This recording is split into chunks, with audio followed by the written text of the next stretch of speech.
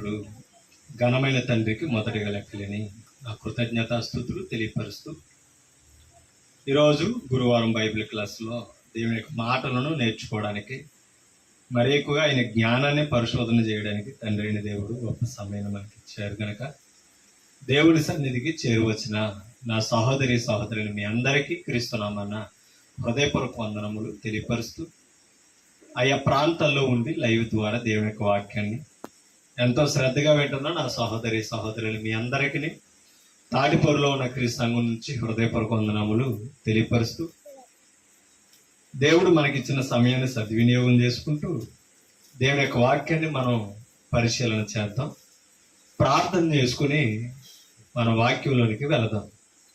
ప్రార్థన పూర్వకంగా వాక్యాన్ని వినడానికి మన చెవులను హృదయాలను సిద్ధపరచుకుంటాం. ప్రార్థన. సర్వోన్నతుడు సర్వశక్తిమంతుడు పరమందు ఆసీనుడు అయిన కన్న తండ్రి, మీ పరిశుద్ధ నామానికి స్తోత్రాలు తండ్రి. గడిచిన గురువారం నుంచి గురువారం దాకా మమ్మల్ని కాపాడి సజీవులుగా ఉంచి ఈ గురువారము మీ మాటలు వినడానికి మాకు ఇచ్చిన సమయానికై తండ్రి, కాలానికై, ఆయుష్కై తండ్రి కృతజ్ఞతలు. మీ సన్నిధికి చేరువచ్చిన మమ్మల్ని అందరినీ జ్ఞాపకం చేసుకోండి. మీ వాక్య పరిచర్లోనికి వెళుతుండగా తండ్రి, మీ వాక్యం మీద మా హృదయాలు నిలపడానికి తండ్రి తగిన జ్ఞానాన్ని ప్రసాదించండి. మీ పరిశుద్ధాత్మ సహాయమును సహకారాన్ని మీ కాపుదలను నిరంతరం మాకు దయచేయండి. మీ మాటలను పెడచెవిని పెట్టకుండా ఏ శబ్దాలు తండ్రి మరి మాకు వినపడకుండా మరి నిర్లక్ష్యంగా మీ వాక్యాన్ని వినకుండా శ్రద్ధగా హృదయపూర్వకంగా మీ వాక్యాన్ని విని ఆలకించి మా హృదయం అనే పలకల మీద మీ జ్ఞానాన్ని దిద్దుకొని మీ చిత్తాన్ని ఎరిగి తండ్రి ఆ ప్రకారంగా మా జీవితాన్ని మలుచుకొని మీ చిత్తమును నెరవేర్చి మీకు మహిమ తెచ్చేవారుగా మమ్మల్ని ఉంచుతారని, మాలో ఉన్న లోపాలు తప్పులు మీకు వ్యతిరేకమైన మార్గాలు మీ వాక్యం నుంచి మేము సరిదిద్దుకునే అవకాశం ఈ సమయాన్ని మాకు దయచేయమని, మరి ఆయా ప్రాంతాల్లో ఉండి లైవ్ ద్వారా మీ వాక్యాన్ని వింటున్న వారికి కూడా తండ్రి తగిన శ్రద్ధనివ్వండి. ఆ మాటలను అర్థం చేసుకుని భయభక్తులతో మీకు విధేయులుగా జీవించే భాగ్యాలు దయచేయండి. మీ కృప, మీ కాపుదల వాక్య పరిచయలో అయ్యేంతవరకు కూడా మాకు అనుగ్రహించి కృప చూపుతారని యేసుక్రీస్తు పరిశుద్ధ నామమును బట్టి ఈ ప్రార్థన సమర్పించి వేడుకుంటున్నాం మా కన్న తండ్రి, ఆమేన్. విలువైన సంగతులు దేవుడు మనకిచ్చిన సమయంలో పరిశుద్ధ గ్రంథం నుంచి మనం నేర్చుకుంటాం. పరిశుద్ధ గ్రంథంలో ఎన్నో మాటలు దేవుడు తన భక్తుల ద్వారా మనకు రాయించారు. దేవుని మార్గంలో ఎలా నడవాలి, దేవుని ఉద్దేశాలు ఎలా తెలుసుకోవాలి, దేవునికి ఇష్టంగా ఎలా బ్రతకాలో వాక్యము ద్వారా తండ్రి అయిన దేవుడు మనకు తెలియపరిచారు. గనక లేఖనాలు చదువుతూ ధ్యానిస్తున్నప్పుడు వాటిని మనకి అవగాహన చేసుకుని అన్వయించుకోవాలి. ఆ వాక్యం చదువుతున్నప్పుడు ఏ పరిస్థితుల్లో ఎవరితో మాట్లాడుతుంది, ఈరోజు నేను ఎలా ఉన్నాను, నా పరిస్థితి ఏంటని గుర్తించి గమనించుకోవాల్సిన అవసరత మనకి వాక్యం ద్వారా ఆలోచన చేద్దాం. పరిశుద్ధ గ్రంథం నుండి కీర్తనల గ్రంథం 120వ అధ్యాయములోనికి మనం వెళతాం. ఇక్కడ కొన్ని మాటలను భక్తుడు లెక్కిస్తున్నాడు. 120వ కీర్తన మొదటి వచనమును మనం చదువుతాం. నా శ్రమలో నేను యెహోవాకు మొర్ర పెట్టి తిని ఆయన నాకు ఉత్తరం ఇచ్చిన. ఇక్కడ ఈ భక్తుడు తెలియపరుస్తున్నాడు, శ్రమ వచ్చినప్పుడు ఏం చేశాడట, శ్రమలో దేవునికి ప్రార్థన చేశాడట. అంటే ఆయనకు వచ్చిన శ్రమను, ఆ కష్టాన్ని ఎవరికి చెప్పుకున్నాడో, దేవునికి చెప్పుకున్నాడు. నా శ్రమలో నేను దేవునికి యెహోవాకు ప్రార్థన చేసి తిని, అంటే మొర్ర పెట్టి తిని అనగా మనవలు. ఆయన మాట్లాడే శబ్దాన్ని మొర అని మాట్లాడుతున్నాడు అనమాట. ప్రార్థన చేశాడట, మొర పెట్టి తిని ఆయన నాకు ఉత్తరం ఇచ్చాను. ఉత్తరం ఇవ్వడం అంటే అర్థం ఏంటి, సమాధానం చెప్పడం. ఓకేనంటే ఉత్తరం ఇచ్చినంటే అర్థం ఏంటి తెలుసా, సమాధానం చెప్పడం. చేసిన మనవలకి దేవుడు జవాబు ఇవ్వడం అన్నమాట. ఇది యాత్ర కీర్తన అని అక్కడ లిఖితపూర్వకంగా కనపడుతుంది. యాత్ర కీర్తన అవునంటారు కాదంటారా? 120 వచ్చేమో ఆ హెడ్లైన్ లో ఏమైనా ఉన్నదంటే చిన్న అక్షరాలతో యాత్ర కీర్తన. అంటే ఇశ్రాయేలులు చేసిన యాత్ర అన్నమాట ఇది. ఓకేనండి. యాత్ర అనగా గ్రీకు పదములో ఎక్కిపోవుట. మీకు అర్థమవుతుందని యాత్ర అనగా అర్థం ఏంటి తెలుసండి? ఎక్కిపోవుట.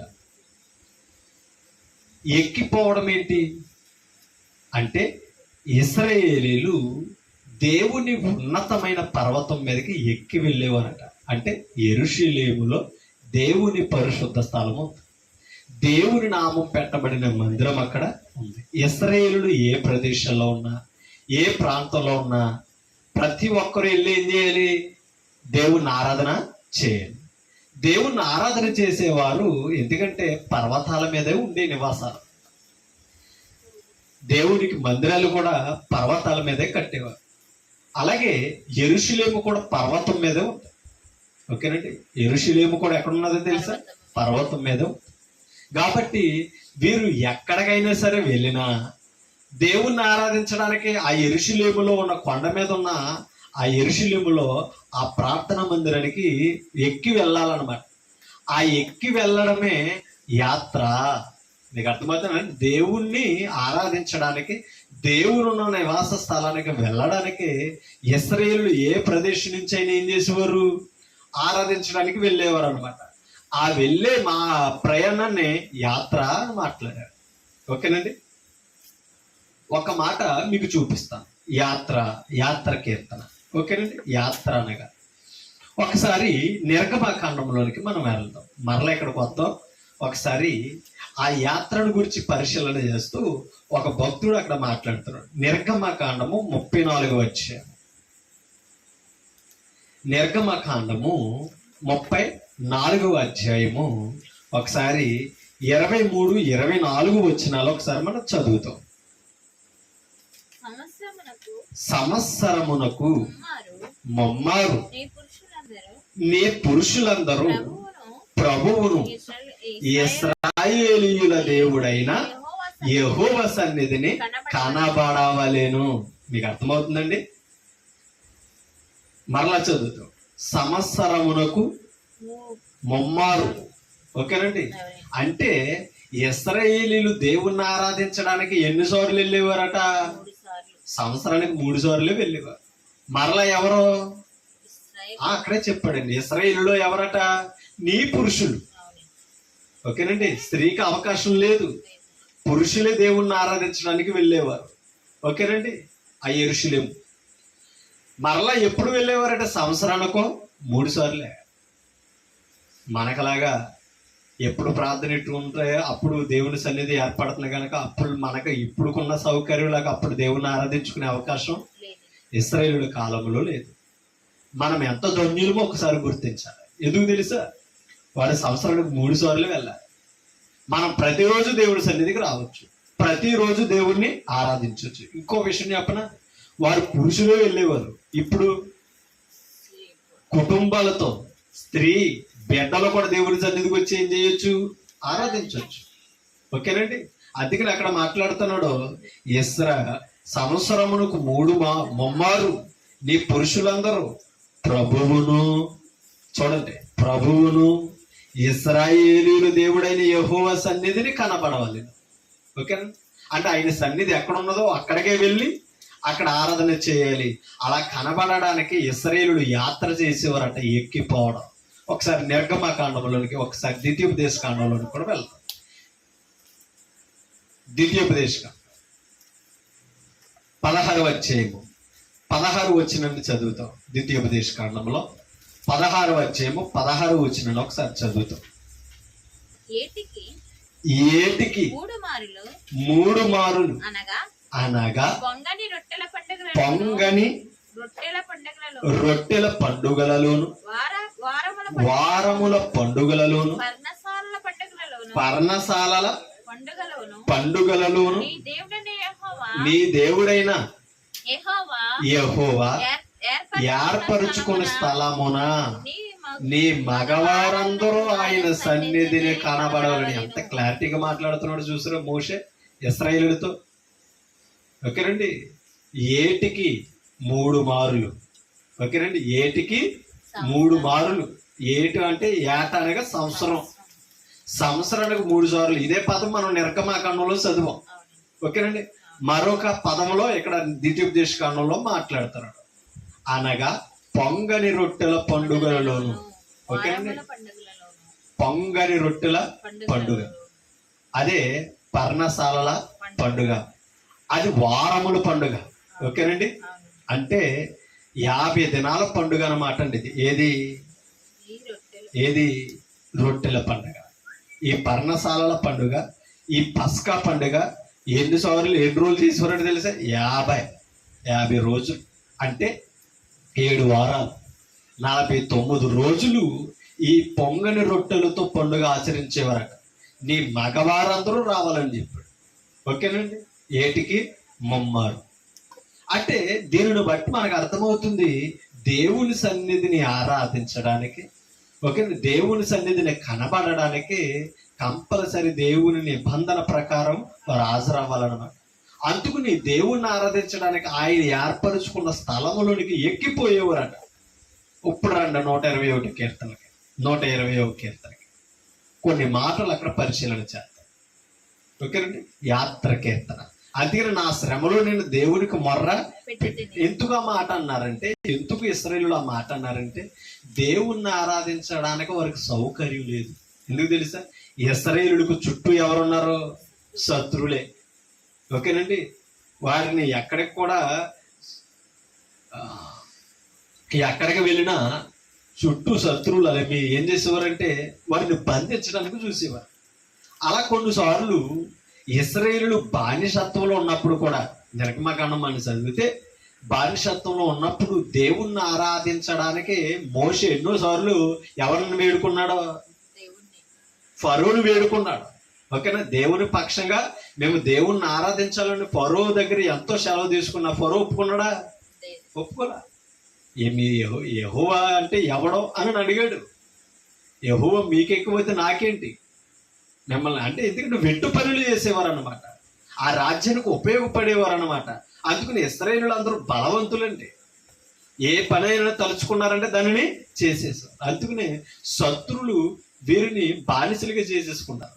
అలా ఇశ్రాయేలులు దేవుణ్ణి ఆరాధించడానికి వెళ్ళే ప్రయాణములో, ఓకేనండి, ప్రయాణములో ఇశ్రాయేలులు ఎంతో మొర్రపెట్టారనమాట. ఎవరికే? దేవునికి. ఆ శ్రమలో ఆ కష్టాలు తప్పించమని దేవుణ్ణి అడిగేవారంటే. ఎందుకు తెలుసా? ఆ శ్రమలో కష్టాలు సమస్యలు తప్పితేనే దేవుని సన్నిధిని కనపడగలరు. ఒక్క మాట, ఆదివారం మనం ఆరాధించాలి కదా, అవునండి, దేవుణ్ణి ఆరాధించడానికి ఆదివారం మనం ఆరాధించాలి. ఇప్పుడు ఆరాధించడానికి కుటుంబాలతో రావాలి. ఒక మాట, ఆదివారం ఆరాధనకు వచ్చేవాడికి ఎన్ని సమస్యలు మన కుటుంబంలో? కుటుంబం ద్వారా సమస్య, సమాజం ద్వారా సమస్య, పలు విధమైన సమస్యలు. అవన్నీ దాటుకుంటూనే ఎక్కడికి రాగలం? అవి చూస్తా ఆగిపోయామనుకోండి, దేవుణ్ణి వదిలేసుకుంటాం. ఓకేనా, అలా అడ్డంకులు సమస్యలు తొలగించమని ముమ్మారు దేవునికి ప్రార్థించేవారు, దేవునికి నిరంతరము ప్రార్థన చేసేవారు. ఎవరో ఇశ్రాయేలు. ఓకేనండి, అది మనం అర్థం చేసుకోవాలి. అందుకనే ఇక్కడ ఈ విషయాలు చెప్తున్నాడు అనమాట. ఒకసారి 122 మొదటి వచనం కూడా చదువుతాం. 122 మొదటి వచనంలో ఒక మాట కనపడదు, యెహోవా మందిరమునకు వెళ్ళుదమని. ఓకేనండి, యెహోవా మందిరమునకు వెళ్ళుదమని జనులు నాతో అనినప్పుడు. ఎవరు ఆ జనులు? ఇశ్రాయేలులైన దేవుని జనులు ఎవరితో అన్నారట? ఇది యాత్ర కీర్తనే, కానీ దావీదుది. ఓకేనండి, అంటే ఇశ్రాయేలులు దేవుని సన్నిధికి వెళుతున్నప్పుడు ఆ యాత్రలో దావీదు కలుసుకుని మాట్లాడిన మాటలు ఇవి. ఓకేనండి, జనులందరూ దావీదుతో అంటున్నారట, ఏమని? యెహోవా మందిరమునకు వెళ్ళేదమని జనులు నాతో అనినప్పుడు. ఏం చేశాడంట దావీదు? రాజుగా సంతోషపడ్డాడంట. ఎందుకు తెలుసా? తమ సృష్టికర్త దేవుని దర్శిస్తున్నారు, దేవుని సంకల్ప ప్రకారంగా ఆయన కోరుకున్న స్థలానికి వెళుతున్నారని దావీదు రాజు, దేవుని మనసును ఎరిగిన వాడు ఏం చేశాడట? సంతోషించి తిని, యెరూషలేమా, చూడండి, యెరూషలేమా మా పాదములు నీ గుమ్మములో నిలుచుచున్నవే. ఎవరి పాదాలట? ఇశ్రాయేలుల పాదాలు ఎక్కడ నిలవాలట? ఆయన గుమ్మాల్లో నిలవాలట. ఏంటి ఆ గుమ్మం? యెరూషలేము, ఆయన స్థలం, ఆయన మందిరంలో కనబడాలి. ఆయన పని, ఆయన ఆరాధించే సమయం వచ్చినప్పుడు ఇశ్రాయేలులు అక్కడెక్కడ నడవడం కాదు, తమ పాదాలు దేవుని దగ్గర ఉండాలి. మా పాదములు యెరూషలేమా, మా పాదములు నీ గుమ్మములో నిలుచుచున్నవి. యెరూషలేమా, బాగుగా కట్టబడిన పట్టణము వలె నీవు కట్టబడి ఉన్నావు. ఈ మాటలు ఎక్కడ పలుకుతున్నారు అమ్మా? ఇశ్రాయేలుడు ఆరాధించే స్థలానికి ఆయన సన్నిధికి వెళ్ళినప్పుడు పలుకుతున్న మాటలు ఇవి. యెరూషలేమా, బాగుగా కట్టబడిన పట్టణమా, పట్టణం వలె నీవు ఉన్నావు. ఇశ్రాయేలుకు నియమింపబడిన శాసనమును బట్టి చూడండి, యెహోవా నామమునకు కృతజ్ఞతాస్తుతులు చెల్లించుటకై. అర్థమైంది మీకు ఇప్పుడు?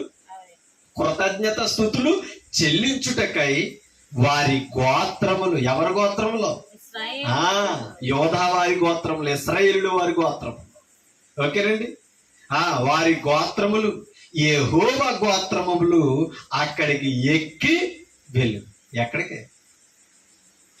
దేవుడు కోరుకున్న స్థలానికి, ఆ పర్వతం మీదకే, ఆ యెరూషలేము మీదకే ఎక్కి వెళ్ళేవారంట. ఎందుకు వెళ్ళేవారు? దేవుణ్ణి ఆరాధించడానికి. అక్కడ మాట అన్నాడు, ఏమని చూడండి, యెహోవా నామమునకు కృతజ్ఞతాస్తుతులు చెల్లించుటకై. ఎక్కడికి వెళ్ళి చెల్లించాలి? ఆయన సన్నిధికి వెళ్ళి చెల్లించాలి. ఓకేనండి. ఎందుకని? ఇశ్రాయేలుడికి నియమింపబడిన శాసనములో బట్టి. ఆ శాసనాలే ఇశ్రాయేలుడు ఏ ప్రజల దగ్గర ఎలా ఉండాలో, ఓకేనండి, తమ కుటుంబాలు ఎలా ఉండాలో, భక్తులు దేవుని దగ్గర ఎలా ఉండాలో, ఆ శాసనాలు, కట్టడలో, ఆజ్ఞలు ఇవన్నీ వారికి నేర్పిస్తున్నాయి.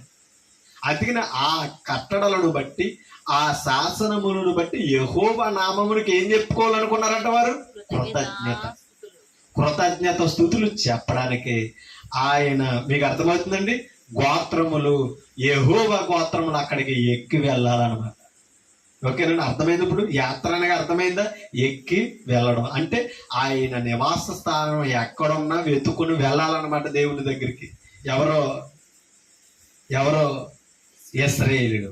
6 వచనం చదువుదాం. యెరూషలేము యొక్క క్షేమము కొరకు. ఇశ్రాయేలుడు అందరూ ఏం చేయాలని తెలుసా? యెరూషలేము క్షేమం కొరకు ప్రార్థన చేయడం ఏంటి? ఆ పట్టణాన్ని శత్రువు ముట్టడేశాడా? ఇశ్రాయేలుడు అక్కడ ఆరాధించుకునే అవకాశం లేదు, దేవుని దగ్గర నివాసం చేసే అవకాశం లేదు. అందుకనే యెరూషలేము మీదకి ఎన్నో దాడులు వచ్చేవి. ఎన్నో రాజులు ఆ రాజ్యాన్ని, ఆ యెరూషలేము పట్టణాన్ని బందీ చేసుకోవాలని చూసినప్పుడు ఇశ్రాయేలుడితో దావీదు పలుకుతున్న మాటలు ఏంటి తెలుసా? యెరూషలేము క్షేమం కొరకు ఎక్కువ మీరు ప్రార్థన చేయండి. యెరూషలేము క్షేమంగా ఉంటే మనం ఆరాధించుకునే అవకాశం ఉందే, దేవుని దగ్గర మన కుటుంబాలతో కనబడే అవకాశం ఉందే. మీకు అర్థమవుతుంది అక్కడ. అందుకే నా మాట అన్నాడు, యెరూషలేమా, యెరూషలేము యొక్క క్షేమం కొరకు ప్రార్థన చేయుడి. యెరూషలేమా, నిన్ను ప్రేమించు వారందరూ వర్ధిల్లుదురు. సంఘ క్షేమం కోరుకోవాలండి, క్షేమం కొరకు ప్రార్థించాలండి, సంఘాన్ని ప్రేమించాలండి. ఈరోజు మనకు నేర్పుతున్నది వచనం. ఓకేనండి అమ్మా. పక్క నుండి దేవుని సన్నిధికి నడిచి రాలేకపోతున్నాం. అరణ్య మార్గంలో నడిచి వెళ్ళారండి దేవుని దగ్గరికి. ఎక్కడున్నవారు దేవుడు కోరుకున్న స్థలానికి రాత్రి లేదు, పగలు లేదు, నడిచి వెళ్ళడమే. అలా వెళుతుంటే అగ్ని స్తంభం గాను, మేఘ స్తంభం గాను ఇశ్రాయేలుకి ఏం చేసేవాడు? ఆయన తోడుగుండా నడిచేవాడు. అది మనం అర్థం చేసుకోవాలి. అందుకనే ఎప్పుడు కూడా స్థానిక సంఘాన్ని మనం ప్రేమిస్తే మనం వర్ధిల్లుతాం. మనం ఎప్పుడో సంఘం క్షేమాభివృద్ధి కొరకు ప్రార్థన చేయాలి. అంటే ఏంటి తెలుసా? దేవుణ్ణి ఆరాధించే సమయంలో, దేవుని సన్నిధిలో కూడుకునే సమయంలో సంఘ విశ్వాసులకి ఎప్పుడు ఏ సమస్య రాకుండా ఉండాలి అపవాది నుంచి అని మనం కోరాలట. మనం దేవుడి దగ్గర మనవులు చేయాలట, ప్రార్థన చేయాలి. ఓకేనండి. అలా ప్రార్థిస్తూ ఆయన సన్నిధిని ఆరాధించుకుని ఆయన సన్నిధిలో దీర్ఘాయు పొందే అవకాశం ఇచ్చాడు కనుక నిత్యము ఆయన సన్నిధిని ప్రేమించాలట. ఎందుకు తెలుసా? ఎందుకు ప్రేమించాలో తెలుసా? ఆయన సన్నిధి దేవుని దగ్గరికి మనం చేరుతుంది, ఆయనతో ఏకమయ్యే అవకాశం ఇస్తుంది. లోకం ఇస్తలేదు ఆ భాగ్యం, సంఘం ఇస్తుంది ఆ భాగ్యం. మీకు అర్థమవుతుందా? అంటే క్రొత్త నిబంధన సంఘాన్ని పోల్చి నేను మాట్లాడుతాను. ఎందుకంటే యెరూషలేము నివాస స్థలం గురించి, ఇశ్రాయేలులు ఆరాధించే దేవుని గురించి, యెరూషలేము గురించి మాట్లాడుతున్నాడు ఇక్కడ దావీదు. ఓకేనండి. ఒకసారి 8వ వచనం. నా సహోదరుల నిమిత్తమును, నా సహవాసుల నిమిత్తమును నీకు క్షేమము కలుగును గాక అని నేనందును. ఎవరి కొరకట? సహోదరుల కొరకు, సహవాసుల కొరకు. అంటే ఇప్పుడు సహోదరులు ఎక్కడికి వస్తున్నారు? సంఘానికి వస్తున్నారు. సహోదరులు అందరూ కూడుతుంటే అక్కడ ఏమి ఏర్పడుతుంది? సహవాసం ఏర్పడుతుంది. అంతేనా? అంటే ఇప్పుడు సంఘం దగ్గరికి, దేవుని దగ్గరికి ఎందుకు రావాలో తెలుసా? సహవాసం. అది దేవునితో వీరు సహవాసం కలిగి ఉంటే వీరు వర్ధిల్లే అవకాశం ఉంది. ఓకేనా? అంటే దేవునితో సహవాసం ఏర్పడకపోతుంటే, సహోదరులుగా వీరు కూడుకోకపోతుంటే అపవాదుతో కలుసుకుంటారు. అర్థమైందా? ఒక మాట మీకు చూపిస్తాను. చూడండి, యోహాను పత్రికలోనికి వెళదాం. యోహాను పత్రికలోనికి వెళదాం. యోహాను పత్రిక మొదటి పత్రిక, యోహాను మొదటి పత్రిక. అక్కడ ఒక పదాన్ని మనం చదువుతాం. మొదటి అధ్యాయం, మొదటి పత్రిక మొదటి అధ్యాయం 3వ వచనాన్ని చదువుతాం. మాతో కూడా మీకును మీకు అర్థమవుతుందా? మాతో కూడా మీకును అంటే ఎవరికి? పరిశుద్ధులకు, క్రీస్తులో ఉన్నవారికి. మాతో కూడా అంటే ఇక్కడ యోహాను గారు అపోస్తలులను అందరినీ కలిపి మాట్లాడతారు. ఓకేనా? మాతో కూడా మీకును సహవాసము కలుగునట్లు మేము చూచిన దానిని వినిన దానిని మీకును ఎవరికి తెలియజేస్తున్నారట? ప్రభు అప్పగించిన సంగతులు వినిన దానిని, చూచిన దానిని తేటతెల్లంగా వివరిస్తున్నారట. ఎందుకు వివరిస్తున్నారు? సహవాసము కొరకు. ఓకేనా? ఎవరితో సహవాసం? అపోస్తలులతో సహవాసం ఏర్పడడం కొరకు. అపోస్తలులు ఏమి చూశారో, అపోస్తలులు ఏమి తెలుసుకున్నారో, అపోస్తలులు ఏమి తాకారో తెలుసుకోవాలట. మేము మీకును తెలియజేయుచున్నాము మన సహవాసం అయితే. ఓకేనా? అంటే ఎప్పుడైతే అపోస్తలులు చూసిన దానిని, వినిన దానిని చెప్తున్నారో, ఎవరో అపోస్తలులు చెబుతున్నప్పుడు పరిశుద్ధులు వారితో ఏకవేస్తుంటే, ఇప్పుడు మనతో. ఓకేనా? ఇందాకేమన్నాడు? మాతో అన్నాడు. ఇప్పుడు మన సహవాసం అయితే అన్నాడు. అంటే ఎప్పుడైతే వీరు బోధతో కలిశారో, అపోస్తలులతో కలిశారో, మన సహవాసము అని అన్నాడు. ఇందాకేమన్నాడు? మాతో కూడా అన్నాడు. అంటే అపోస్తలులు ఎవరితో సహవాసం కలిగి ఉన్నారు? క్రీస్తుతో కలిసి ఉన్నారు. ఇప్పుడు అపోస్తలులు క్రీస్తుతో సహవాసం ఉన్నారు కాబట్టి అపోస్తలుడు బోధ ద్వారా క్రీస్తు సహవాసం ఈయనే వరకే ఏర్పడుతుంది. అవునంటారు కదంటారా? అందుకని అన్నాడు ఏమని? మన సహవాసం అయితే. ఎప్పుడు? వీరు చెప్పిన సంగతులు వినినప్పుడు, వీరు చెప్పిన సంగతులు నిదానించి తెలుసుకున్నప్పుడు అపోస్తలులతో సహవాసం ఏర్పడుతుంది కనుక ఇప్పుడు మనము అని అన్నాడు. అంటే అపోస్తలులతో వినేవారు ఏమైపోయారు? ఏకమయ్యారు, కలిశారనమాట, ఏకీవించారనమాట. మన సహవాసం అయితే ఎవరితో ఉన్నదంటే డైరెక్టర్ తండ్రితో. ఓకేనా? తండ్రితో కూడాను ఆయన కుమారుడైన క్రీస్తుతో కూడాను ఉంది. అంటే ఇప్పుడు అపోస్తలుల సహవాసం ఎవరితో ఉంది? తండ్రితో ఉంది. ఎలా ఉంది? ఆయన కుమారుడైన క్రీస్తు ద్వారా ఉంది. ఆయన కుమారుడైన క్రీస్తు ద్వారా సహవాసం వీళ్ళకి ఎలా ఏర్పడిందంటే విన్నారు, చూశారు, నిదానించారు, దానిని అనుసరిస్తున్నారు. ఓకేనా? ఆ వినిన దానిని, చూచిన దానిని, కనుగొన్న దానిని, తాకిన దానిని అంటే వాక్యం, జీవ వాక్యం. ఆ జీవ వాక్యాన్ని ఎప్పుడైతే అపోస్తలులతో వినడానికి ఏకమయ్యారో వారందరికీ ఎవరితో సహవాసం ఏర్పడుతుందంట? తండ్రితో. ఓకేనండి? అంటే క్రీస్తుతో సహవాసం తండ్రితో సహవాసం ఏర్పడుతుంది. ఓకేనా? అంటే క్రీస్తుతో సహవాసం ఏర్పడాలంటే ఎవరితో సహవాసం చేయాలి? అపోస్తలులతో సహవాసం చేయాలి. అపోస్తలుల సహవాసం ఎలా ఏర్పడుతుంది? జీవ వాక్యము ద్వారా, సత్య వాక్యము ద్వారా, అపోస్తలుల బోధ ద్వారా ఏర్పడుతుంది. అర్థమైందా? అంటే ఆ బోధ లేకపోతే, అపోస్తలులు నిదానించి ప్రకటించిన సువార్తను మనం అంగీకరించకపోతే, ఆ సువార్తలో నిలవకపోతే క్రీస్తుతో సహవాసం దూరం చేసేసి. ఓకేనా? అపోస్తలుల బోధ ఎక్కడుంది అమ్మా? అపోస్తలుల బోధ ఎక్కడుంది? సంఘములో ఉంది. మీకు అర్థమవుతుందా? అంటే అపోస్తలుడు క్రీస్తుతో సహవాసం చేస్తున్నారంటే దేనితో సహవాసం? ఇందాక మనము కీర్తనల గ్రంథంలో చదువు, సహోదరుల నిమిత్తము మన సహవాసము నిమిత్తం అని అన్నాడు దావీదు. ఓకేనా? అంటే ఇప్పుడు సహోదరులు ఎక్కడికి వస్తున్నారు?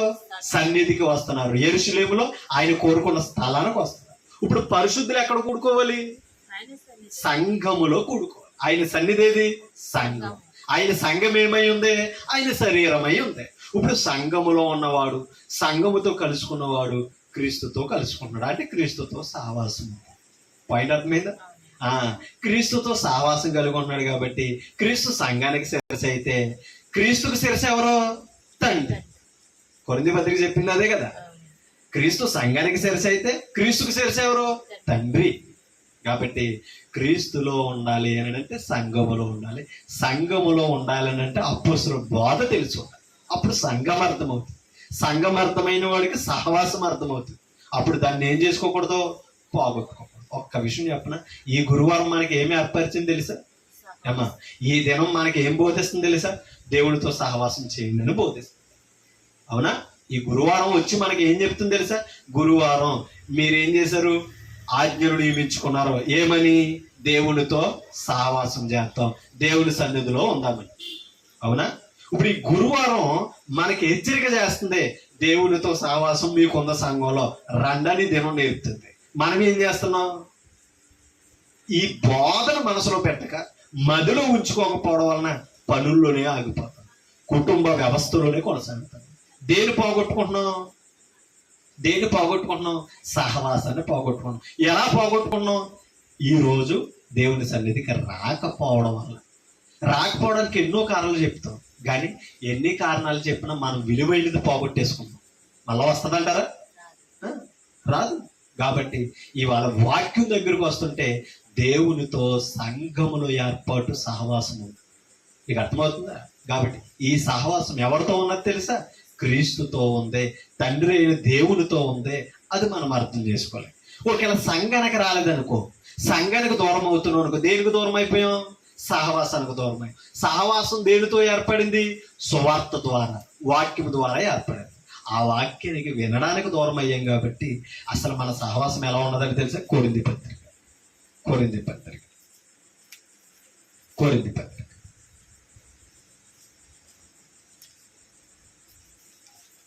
ఒక మాట మీకు చూపిస్తాను.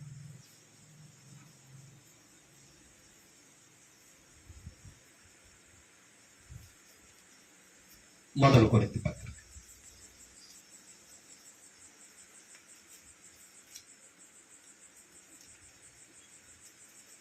తీసారు 6వ వచనం.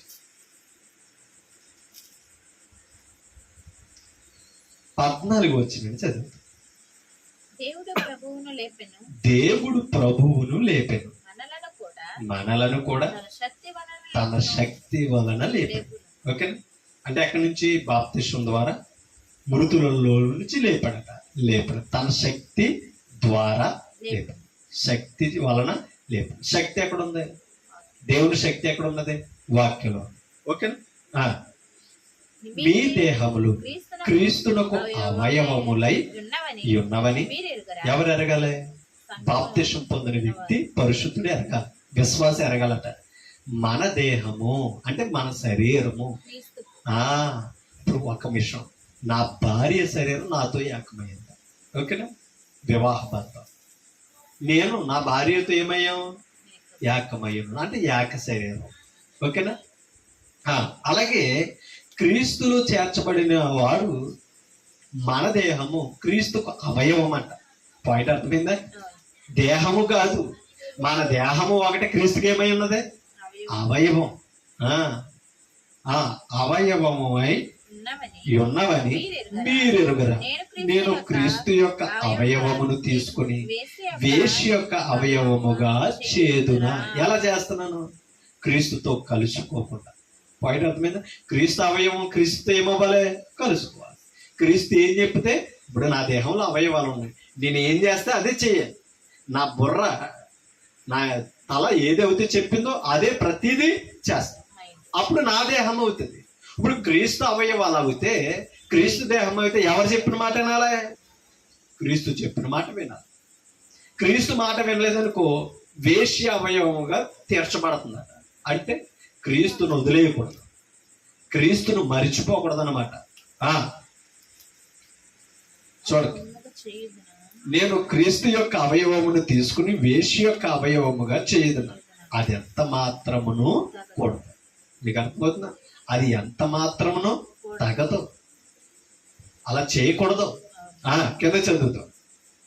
అది ఎంత మాత్రం తగదు. వేశ్యతో కలుసుకున్నవాడు దానితో ఏకదేహమై ఏకదేహమై ఉన్నాడని ఉన్నాడని మీరు ఎరుగుదురా. అంటే పాపం చేసిన వాడు ఏకమవుతుంది. మీకు అర్థమవుతుందా? అది నా మాట, అది క్లారిటీ తెలియాలి.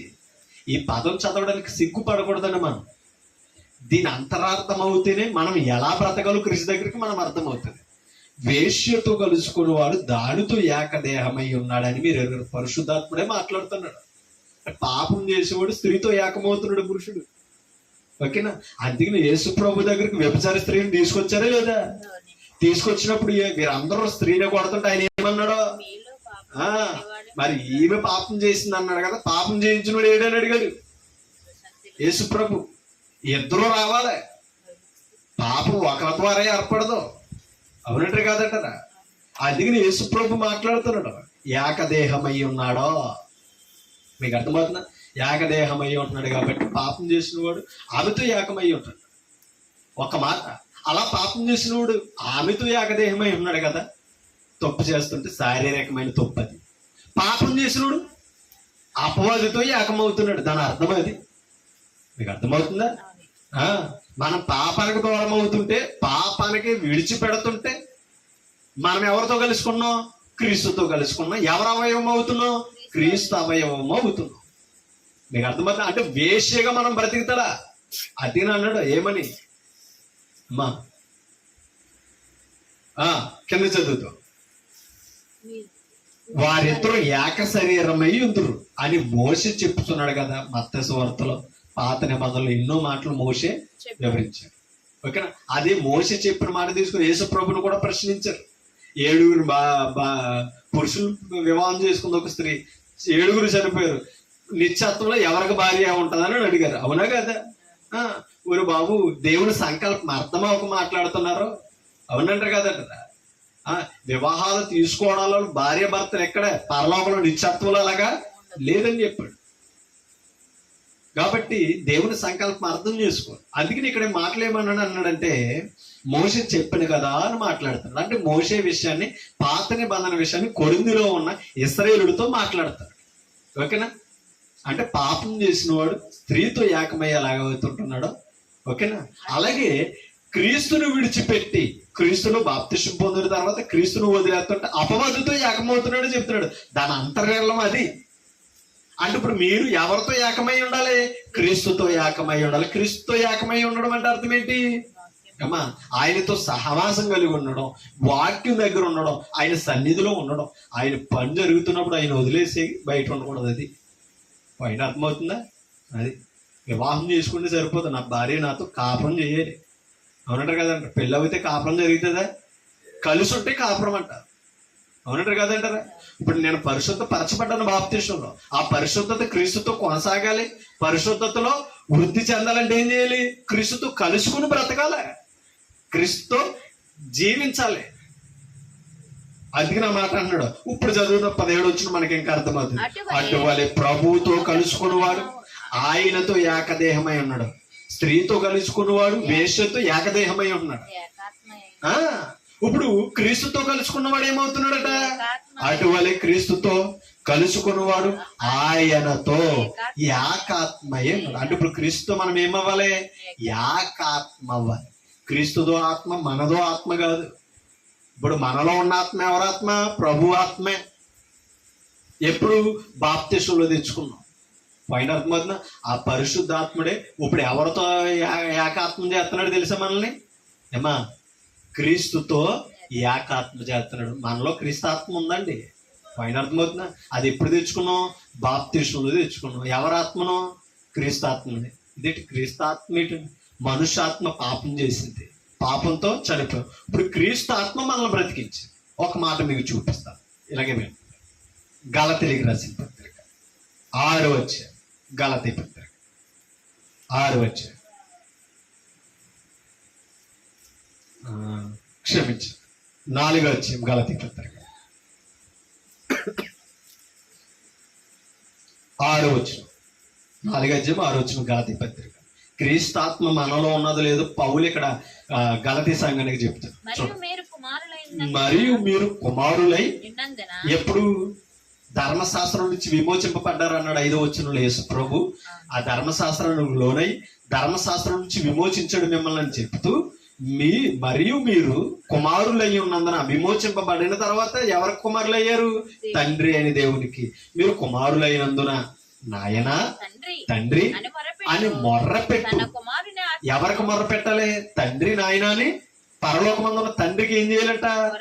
ఇందాకేమన్నాడు 120వ కీర్తన, నా శ్రమలో నేను నా దేవుని యెహోవాకు మొర్ర పెట్టి తిని ఆయన నాకు ఉత్తరం ఇచ్చాను. అదే పదం. ఓకేనా? తండ్రి నాయన అని మొర్ర పెట్టు తన కుమారుని ఆత్మను. పైన అర్థమైందా? తన కుమారుని ఆత్మను దేవుడు మన హృదయములోనికి పంపాడు. ఎవరు పంపించారు?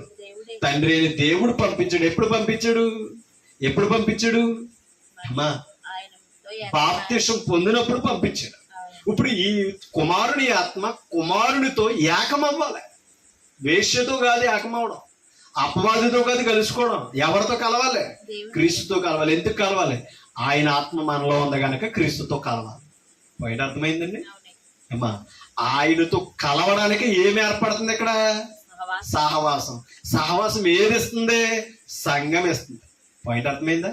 ఆ సంఘము క్రీస్తుతో సహవాసం ఎలా ఏర్పడుతుందంటే సత్యవాక్యము ద్వారా అమ్మా. అందుకని ఇప్పుడు మనలో ఎవరి ఆత్మ ఉంది?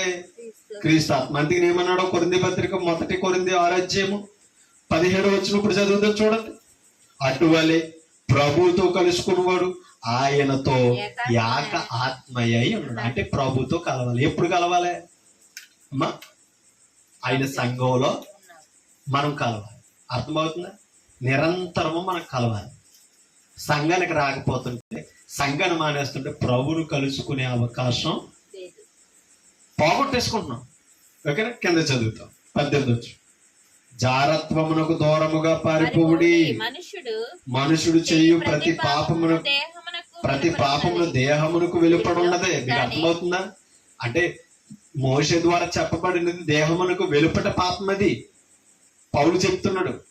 ఇప్పుడు ప్రభువుతో కలుసుకోకపోతుంటే ఆత్మ సంబంధమైన పాపం చేస్తున్నామంట. చూడండి, దేహమునకు వెలుపట నున్నది గాని జారత్వము చేయడు తన సొంత శరీరమునకు హానికరముగా పాపము చేయుచున్నాడో. మీకు అర్థమవుతుందా? జారత్వం చేసే మనం, పాపం చేసే మనం, వ్యభిచారం చేస్తుంటే మన దేహమును పాడు చేసుకుంటున్నామట. మరి ఇందాక ఏమన్నాడు 15 వచనంలో? మీ దేహములు క్రీస్తునికి ఏమై ఉన్నాయి? అది పాపం చేస్తుంటే మన అవయవాన్ని ఏం చేస్తున్నాం? అపవిత్రపరుస్తున్నాం. పైన అర్థమవుతుంది. అంటే పాపం చేయకుండా బ్రతకాలి పరిశుద్ధుడు. ఆ పాపులమై ఉన్న మనల్ని ఏం చేశాడు? పాపాలు తీసేయడానికి బలయ్యాడు. దానిని కూడా మనం అపవిత్రపరుస్తున్నాం ఇవాళ క్రీస్తు రక్తాన్ని. పైన అర్థమవుతుంది. అందుకే నా మాట చెప్తున్నాడు ఏమని? జారత్వం అనేది, ఓకేనా? జారత్వం అనేది దూరముగా పారిపోడి. ప్రతి మనుషుడు చెయ్యి ప్రతి పాపమును దేహమునకు వెలుపటుందే గాని జారత్వము చేయవాడు తన సొంత శరీరమునకు హానికరముగా పాపము చేస్తున్నాడు. పైన మన దేహాన్ని పాడు చేసుకుంటున్నామండి. దేహాన్ని పాడు చేసుకున్నాం అనుకోండి, దేహం దేనికి అవయవం అంట? క్రీస్తు శరీరానికి అవయవం. అందుకని మనం ఎప్పుడు ఏం చేయకూడదు? పాపం చేస్తుంటే ఎవరితో కలవలేము. అది అందుకని పాపం చేసేవాడు వేశ్యతో కలుస్తున్నాడు, ఏకమై ఉన్నాడు అని. పాపని విడిచిపెట్టి పరిశుద్ధుడిగా బ్రతికేవాడు ఎవరితో కలుస్తున్నాడో? క్రీస్తుతో కలిసి ఉన్నాడు. క్రీస్తుతో ఏమై ఉన్నాడంట? ఏకదేహమై ఉన్నాడు. అంటే క్రీస్తుతో ఏకం అవ్వాలంటే ఏం చేయాలి? లోకాన్ని విడిచిపెట్టి, పాపను విడిచిపెట్టి, సంఘములో వాక్యము ద్వారా సహవాసములో క్రీస్తును కలిపి హత్తుకుని జీవించాలి. ఇది వాక్యం మనకిస్తున్న భాగ్యం. ఓకేనా? కింద చదువుతాం 19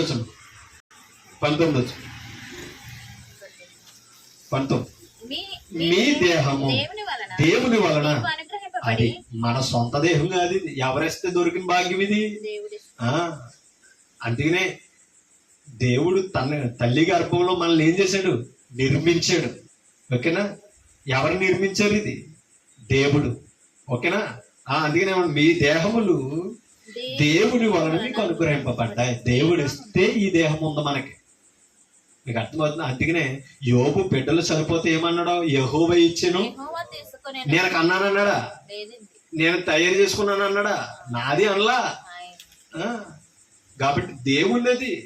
అందుకని కింద మాట అన్నాడు చూడండి, దేవుని వలన మీకు అనుగ్రహింపబడి మీలో మీలోనున్న పరిశుద్ధాత్మ పరిశుద్ధాత్మక ఆలయమై ఉన్నదని. మీరు ఎరుగరా? ఏది దేహం ఈ దేహం దేనికి ఆలయం అంటే ఇప్పుడు పరిశుద్ధాత్మ ఏంటా పరిశుద్ధాత్మ? ప్రభు ఆత్మ. ఇంత గలతీ పత్రికలు చదవని చూసారా, కుమారుని ఆత్మ మనలోనికి వచ్చింది. ఎవరితో కలవడానికే? క్రీస్తుతో కలవడానికి, క్రీస్తుతో కలిసి ఉండడానికి. దెయ్యంతో కలిసి ఉండడానికి కాదు, దెయ్యంతో కలిసి లోకంలో పాపం చేయడానికి కాదు. పాయింట్ అర్థమవుతుందా? క్రీస్తు మనల్ని ఎందుకు కొన్నాడు తెలుసా? దేహాన్ని ఎందుకు ఇచ్చాడు తెలుసా? పరిశుద్ధాత్మను మనలో నివసించాలని. ఈ దేహము క్రీస్తులకు శరీరానికి అవయవమై ఉండాలని మనల్ని సృష్టించి మనకి ఇచ్చాడండి. కానీ మనం ఏం చేస్తున్నాం? పాపం చేస్తూ క్రీస్తుకు వెలుపడి జీవిస్తున్నాం. కానీ ప్రభు కోరుకున్నాడో నాలో ఉండాలి, నాతో ఏకమై ఉండాలని ప్రభు కోరుకున్నాడు. చూడదు, మీలోనున్న పరిశుద్ధాత్మక ఆలయమై ఉన్నాడని మీరు ఎరగరా? మీరు మీ సొత్తు. సొత్తు అంటే అర్థం ఏంటి? సొత్తు అంటే ఏంటి? ఆస్తి. అంటే ఇప్పుడు మనం ఎవరు ఆస్తి? మరి ఆయన ఆస్తిని పాడు చేస్తే ఆయన ఊరుకుంటాడా? నేను పాడు చేసినా ఊరుకోడు, మరొకరు పాడు చేసినా ఊరుకోడు. కాబట్టి మనం అర్థం చేసుకోవాలి, మనం దేహంతో దేవుని మహిమపరచాలి కానీ దేవునికి వ్యతిరేకమైన కార్యాలు చేయకూడదు. 20వ వచనం, మీరు చూడండి, విలువ పెట్టి. అంటే దేవుడి సొత్తు మనం ఆయన ఎలా సొత్తు చేసుకున్నాడంటే విలువ పెట్టుకున్నాడట. మీరు విలువ పెట్టి. ఎవరో కొరింథీలో ఉన్న పరిశుద్ధులు చెప్తున్నాడు. అంటే ఇంకొక విషయం చెప్పిన తాటిపొరులు ఉన్న సంఘంతో ఈ రోజు మనతో మాట్లాడుతున్నాడు ఈ వచ్చి. అవునే కాదు? ఎవరు కొనుక్కున్నారు మనల్ని? ఎలా కొన్నాడట? విలువ పెట్టి. ఏంటా విలువ? రక్తం. రక్తం ఇచ్చి కొనుక్కున్నాడు మనల్ని. అది బాప్తిసం పొందామంటే ఎవరి రక్తంలో కడగబడ్డాం? విలువ పెట్టి కొనబడిన వారు కనుక మీ దేహముతో దేవుణ్ణి దేహముతో దేవుని మహిమపరచాలి తప్ప పాపం చేయకూడదు. దేహాలు ఎందుకు ఇచ్చాడని తెలుసా? పాపం చేయడానికి కాదు, క్రీస్తుతో కలిసి ఉండి క్రీస్తుకు మహిమ తేవడానికి. ఈ దేహము క్రీస్తు పని చేయాలి. అవునట్టు కాదట. అందుకనే మనం విలువ పెట్టుకున్నాడు. ఈ దేహం విలువ తెలియనప్పుడు, ప్రభు విలువ తెలియనప్పుడు లోకంలో మనం ఇష్టం వచ్చినట్టు జీవించాం. ఆయన పిలిచి ఆ పాపని కడిగి పవిత్రపరిచి ఎక్కడ పెట్టాడు? ఆయన సొత్తుగా సంఘంలో పెట్టాడు. సంఘములు ఉండి ప్రభువుని కలుసుకోకపోతే ఊరుకుంటాడా? మా విలువ పెట్టాడు. కాబట్టి ఒక మాట చెప్పి నేను ముగించేస్తాను. ఒకసారి 3వ అధ్యాయం ఇక్కడే, 3వ అధ్యాయం 16వ వచనం. మీరు దేవుని ఆలయమై మనం ఏమయ్యామంట? ఎప్పుడైతే విలువ పెట్టి కొన్నాడో మనం దేవునికి ఏమయ్యాం? ఆలయం. మీరు దేవుని ఆలయమై ఉన్నారని. దేవుని ఆత్మ అంటే ఇప్పుడు దేవుని ఆలయం. మన దేహం ఎలా అయ్యింది తెలుసా? దేవుని ఆత్మ వచ్చింది గనక మనం దేవుని ఆలయం అయ్యాం. ఓకేనా? అంటే బాప్తిసం పొందక ముందు ఎవరి ఆత్మ ఉంది? దురాత్మ ఉంది, పాపాత్మ అని అన్నాడు. అది ఓకేనా? ఆ పాపం ఎప్పుడైతే పోయిందో మన ఆత్మ పరిశుద్ధాత్మ అయ్యింది. ఎందుకు తెలుసు? దేవుని ఆత్మ మనలోనికి వచ్చినప్పుడు మనం పరిశుద్ధపరచబడ్డాం. దేవుని ఆత్మ మీలో నివసించుచున్నాడని మనం ఎరగాలి, గుర్తించాలండి. ఎవడైనను దేవుని ఆలయమును. ఏది దేవుని ఆలయం? చెప్పండి. దేవుని ఆలయం ఏది? మన హృదయమే దేవుని ఆలయం. అక్కడ చెప్తున్న మాట అది. మీరు దేవుని ఆలయమై ఉన్నారని మీరు ఎరుగరని అంటున్నాడంటే మన దేహాన్ని ఏం చేయకూడదు? పాడు చేస్తే ఊరుకోడైనా. ఎందుకు తెలుసా? ఆయన సొత్తది, ఆయన కొనుక్కున్నది. అవునా కదా? అందుకని ఏమన్నాడు అక్కడ? ఎవడైనా దేవుని ఆలయమును పాడు చేసిన ఎడలా దేవుడు వారిని పాడు చేయని. ఒక్క విషయం చెప్పనా మీకు? మన దేహం పాడు చేసుకుంటేనే మనం పాపంతో ఊరుకోనని చెప్తున్నాడు కదా. అలాంటిది రక్తం ఇచ్చి ఆయన సంఘాన్ని పాడు చేస్తే ఊరుకుంటాడా? అది కాబట్టి మనం ఆయన సంఘం, మనమే ఆయన ఇల్లు, మన హృదయమే దేవుని. దీన్ని ఎప్పుడు పాడు చేయకుండా ఉండాలి అంటే ఎవరితో కలిసి ఉండాలి? ఎవరితో కలిసి ఉండాలి? క్రీస్తుతో కలిసి ఉండాలి. క్రీస్తుతో ఏకాత్మై ఉండాలి. ఎప్పుడవుతాం?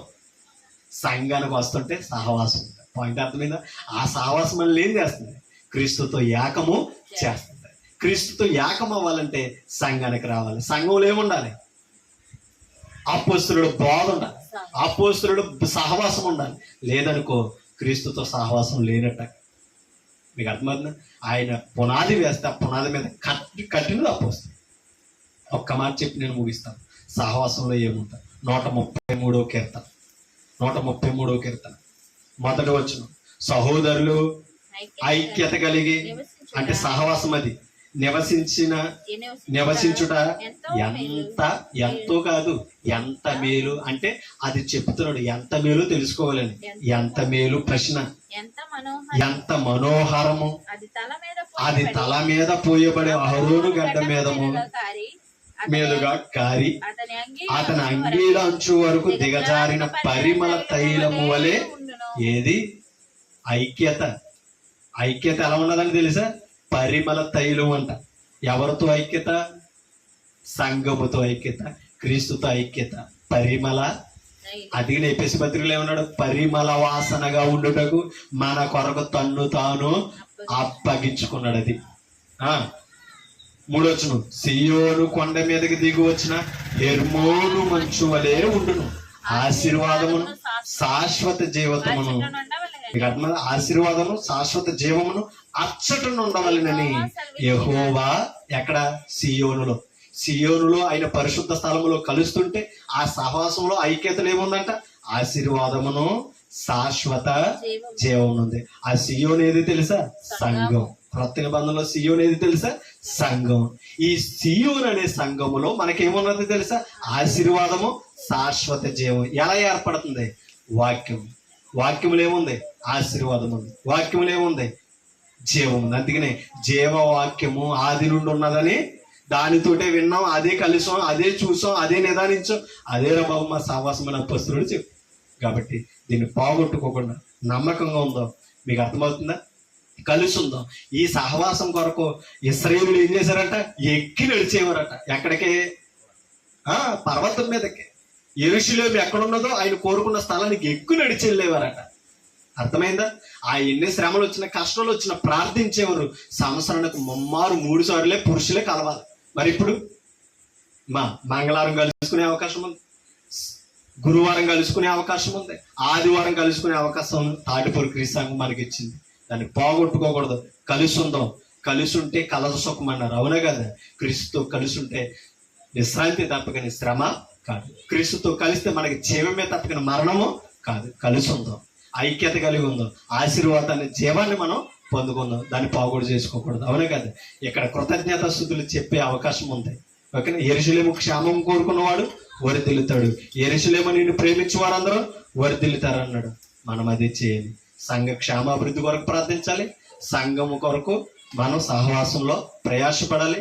ప్రేమ కలిగి ముందు కొనసాగుతూ మనం ఎల్లప్పుడూ క్రీస్తును హత్తుకుని జీవించాలని, అపవాదికి లోనవ్వకుండా మన అవయవం క్రీస్తు దేహం వలె పరిశుద్ధంగా ఉంచాలని, అపవిత్రమైన ఒట్టి కార్యాలకు దూరంగా ఉండి పరిశుద్ధమైన కార్యాల సంఘంలో ఉండి ఎదిగి నేర్చుకోవాలని నన్ను నేను హెచ్చరించుకుంటాను. మిమ్మల్ని హెచ్చరిస్తూ ఓపికని మీ అందరికీ క్రీస్తు నామమున హృదయపూర్వక వందనాలు తెలియజేస్తాను. Thank you. అవకాశం ఇచ్చిన తండ్రిని దేవునికి స్తోత్రాలు తెలియజేస్తూ, అవకాశం ఇచ్చిన దేవుని సేవకులు, సహోదరులు